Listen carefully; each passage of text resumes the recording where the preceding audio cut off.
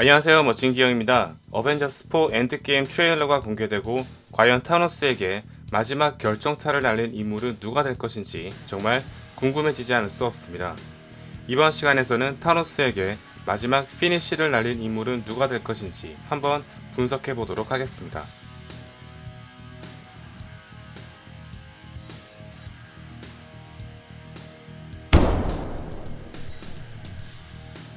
어벤져스의 정신적 지주 캡틴 아메리카입니다. 타노스와 비교도 안 될 정도로 약한 인물이지만 타노스의 주먹을 막으면서 진정한 히어로 정신이 무엇인지 보여준 인물이었습니다. 아이언맨과 함께 어벤져스 시리즈를 양분화하고 있는 만큼 팀 내에서의 비중은 최고라고 해도 과언이 아닌데요.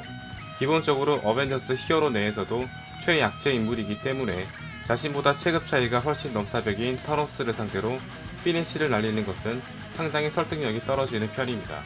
어벤져스 1에서도 치타우리를 상대로 아이언맨이나 토르보다 상당히 약한 모습을 보였으며 팀을 지휘하는 것 외에는 전투적인 면에서 큰 인상을 남기지는 못했습니다. 에이지 오브 울트론에서도 비전, 토르, 아이언맨이 삼색 빔을 날린 것에 비해 비교적 가벼운 적을 처리하는 데에도 힘겨운 모습이었습니다. 인피니티 워에서도 블랙 오더는커녕 아웃라이더를 상대로 처참히 당하는 모습을 보여주었습니다. 단독 솔로 무비를 제외한다면 항상 팀워크 무비에서는 다른 멤버들의 활약상에 많이 가려지는 편이었습니다. 또한 자신의 절친이자 진정한 사랑이었던 버키가 먼지가 되어 사라졌지만 버키 외에도 먼지가 되어 사라진 인물들이 상당히 많았으며 다른 인물들에 비해서 타노스와 대면한 시간도 그리 길지 않기 때문에 캡틴 아메리카의 동기는 그렇게 강하다고는 볼 수 없습니다. 다만 캡틴 아메리카의 특성상 항상 자신보다는 대의를 위해서 움직이는 모습을 보이고 있기 때문에 비록 버키가 아니더라도 전 우주의 생명을 살리기 위해서 타노스를 처치해야 될 동기가 어느 정도 크다고 볼 수 있습니다. 또한 트레일러에서 폐기의 사진을 보는 모습을 통해 다시 한번 신념을 다지는 것을 볼 수 있습니다.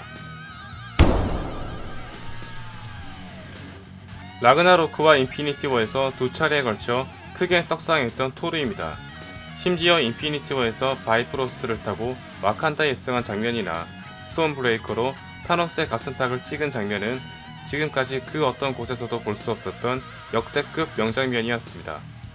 라그나로크에서 한번 각성한 데 이어서 인피니티 워에서 또 한 번 각성했기 때문에 전투력은 현존 어벤져스 내에서도 최고라고 해도 과언이 아니며 아스가르드의 백성들과 로키가 죽었기 때문에 타노스를 물리쳐야 되는 동기 또한 그 누구보다 강하다고 볼 수 있습니다. 하지만 이미 인피니티 워에서 마지막 결정타를 날린 바가 있기 때문에 또다시 토르의 비중을 높여줄 가능성은 다소 적다고 볼 수 있습니다.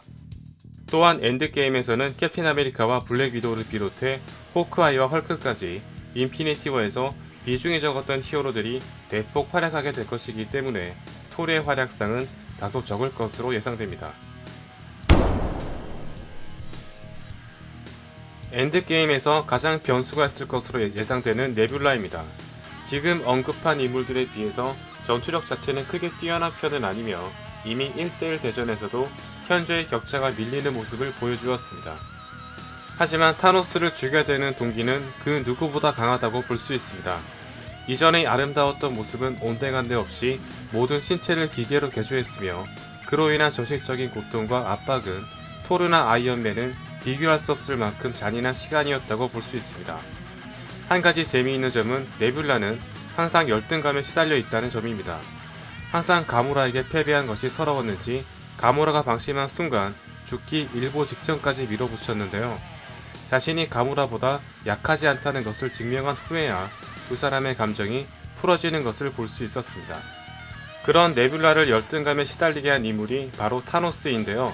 가오갤 시작부터 로난과 함께 타노스를 배신하고 인피니티 워 직전까지 그를 죽이는 것에만 신경을 쓰는 것을 볼 때 이미 엔드게임은 그녀의 목표를 실현하기 위한 무대가 될 것으로 짐작할 수 있습니다. 여자가 하늘 품으면 온유월에도 서리가 내린다는 말이 있듯이 비록 전투력이 약하다 할지라도 타노스에 대한 네뷸라의 증오와 분노는 그 누구보다 훨씬 강하다고 볼 수 있습니다. 인피니티 워에서 비중이 크게 감소했던 헐크입니다.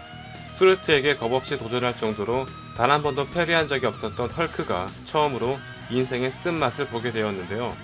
이 모든 것이 어벤져스 4를 위한 포석이었음을 마블 팬들은 짐작하고 있으리라 생각됩니다. 일단 전투력 자체로만 놓고 보자면 아이언맨과 토르가 상당히 전투력이 상승되면서 이전보다는 다소 위축된 모습을 보이고 있는데요. 그럼에도 불구하고 토르와 함께 맨몸 상태로 타노스와 맞서 싸울 수 있는 유일한 인물입니다. 특히 배너의 의지와는 상관없이 변신 자체를 거부했던 인피니티 워 때와는 달리 배너와 헐크의 인격이 하나로 합쳐진 엔드게임에서는 본격적으로 타노스에게 맞서게 되는 주요 인물로 자리 잡게 될 텐데요. 자신에게 처음으로 패배를 안겨준 상대가 타노스이기 때문에 타노스에게 대항하면서 자신의 트라우마를 극복하는 모습을 보여줄 것으로 예상됩니다. 하지만 한 가지 짚고 넘어가야 될 것이 어벤져스 내에서 헐크가 차지하는 인기 비중입니다. 사실상 어벤져스의 3톱인 아이언맨과 토르, 캡틴 아메리카가 워낙 비중을 많이 차지하고 있기 때문에 항상 헐크의 비중은 그보다 한 단계 낮게 설정되어 있습니다. 어벤져스 1은 거의 아이언맨의 비중이 넘사벽이었으며 에이지 오브 울트론에서도 삼색빔을 날린 후에 등장해 시체 배송하는 정도에 그쳤습니다. 또한 스칼렛 요한슨의 몸값이 높아짐에 따라 블랙 위도우의 비중도 만만치 않은데요. 더욱이 엔드게임에서는 블랙 위도우의 활약이 더욱 높아질 것이라고 공식 발표가 났기 때문에 과연 헐크의 비중이 늘어날 수 있을지 지켜봐야 되는 부분이 아닐 수 없습니다. 마블에서도 공식적으로 언급했듯이 현존하는 어벤져스 멤버들보다 훨씬 강력한 캡틴 마블입니다. 과연 토르보다 더 강할지에 대한 의문이 계속 제기되고 있는데요. 트레일러에서 보는 것처럼 우주에서 자유롭게 비행하면서 아주 가볍게 우주선을 격파하는 모습을 볼 수 있습니다. 최강이라 불리는 토르조차 호련단신으로 우주에서 활약하는 모습은 볼 수 없었는데요. 그야말로 장소와 시간을 가리지 않고 어디에 있든지 정말 미친 전투력을 보여주고 있습니다. 심지어 최근 브리 라슨 인터뷰에서 타노스는 자신의 능력에 비해서 새우 정도에 지나지 않는다고 언급했는데요. 물론 마케팅적인 요소가 들어가 있겠지만 이미 기존의 어벤져스 히어로들과는 차원이 다름을 알 수 있습니다. 또한 새로운 페이지를 이끌어갈 주역이기 때문에 엔드게임에서의 비중이 상당히 클 것으로 예상됩니다. 이미 에이지 오브 울트론에서 처음 등장한 비전이 울트론을 물리친 사례도 있었기 때문에 전투력이나 비중으로 볼 때 타노스를 죽일 가능성이 가장 큰 인물이라고 볼 수 있습니다. 다만 캡틴 마블이 어떤 사건을 계기로 타노스를 물리쳐야 되는지 그 동기가 아직까지는 미정인데요. 캡틴 아메리카처럼 정의를 위해서 싸우거나 혹은 자신의 아들이 사라진 것에 대한 복수심 때문은 아니겠죠. 마블 시네마틱 유니버스에서 최고의 비중과 인기를 자랑하는 아이언맨입니다.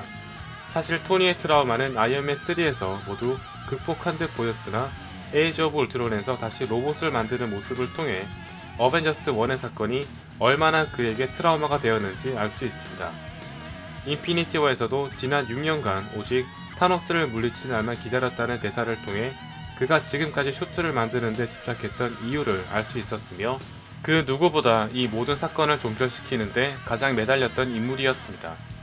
인피니티 워에서 아이언맨의 전투력이 크게 상승된 것도 주목할 만한 부분입니다. 비록 최강자인 토르와 캡틴 마블이 존재하긴 하지만 아이언맨의 전투력도 결코 무시할 수 없는 수준까지 올라왔으며 엔드게임에서 과연 인피니티 스톤을 다룰 수 있는 슈트가 등장할지 지켜봐야 되는 부분이라고 볼 수 있습니다. 또한 항상 어벤져스 시리즈는 아이언맨의 활약으로 마지막을 맺었습니다. 핵 미사일을 치타오리 함선에 꽂았던 어벤져스 1과 비전, 토르와 함께 울트론을 걸레짝으로 만들었던 에이지 오브 울트론을 통해 마블에서 얼마나 아이언맨에게 많은 비중을 두고 있는지 알 수 있습니다. 새로운 주역인 캡틴 마블이 등장하긴 했지만 지난 10년간 마블 시네마틱 유니버스를 지탱해왔던 아이언맨이 타노스의 마지막을 치지 않을까 조심스레 추측해 볼 수 있을 것 같습니다. 의외로 타노스에게 피니쉬를 날려 엔딩을 맞이하는 장면은 등장하지 않을 수도 있습니다. 타노스는 우주의 절반을 없애야 한다는 신념에 사로잡혀 있는데요. 현재 정상적인 방법으로는 6개의 스톤을 모두 모은 타노스를 처치한다는 것은 거의 불가능에 가깝습니다. 앤트맨이 시간 여행을 한다는 것도 어느 정도 밝혀진 사실인데요. 정면 승부로 타노스를 물리치는 것보다는 과거로 돌아가 타노스의 신념을 꺾어 그가 잘못되었다고 설득하는 방법도 배제할 수 없습니다. 이미 가모라를 죽인 것에 대해서 상당히 후회하고 있으며 소울 월드에서 어린 가모라가 그의 행동을 나무라는 모습도 볼 수 있었습니다. 즉 엑스맨 데이즈 오브 퓨처 패스트처럼 과거를 바로잡아 현재 상황을 막는 방법도 충분히 가능한 시나리오입니다. 지금까지 타노스의 마지막을 장식할 히어로였습니다. 항상 마블은 히어로와 빌런들 간의 파워 밸런스 조절에 많은 공을 들이고 있는 만큼 터무니없이 약한 인물이 타노스를 물리치는 일은 일어나지 않을 것 같습니다. 가령 블랙 위도우가 타노스를 친다거나 그런 일 말이죠. 과연 새롭게 등장한 캡틴 마블의 활약은 어디까지일지, 그리고 토르와 아이언맨, 헐크의 활약은 어디까지일지 정말 기대되지 않을 수 없습니다. 다음 시간에도 재미있는 리뷰로 찾아오겠습니다. 감사합니다.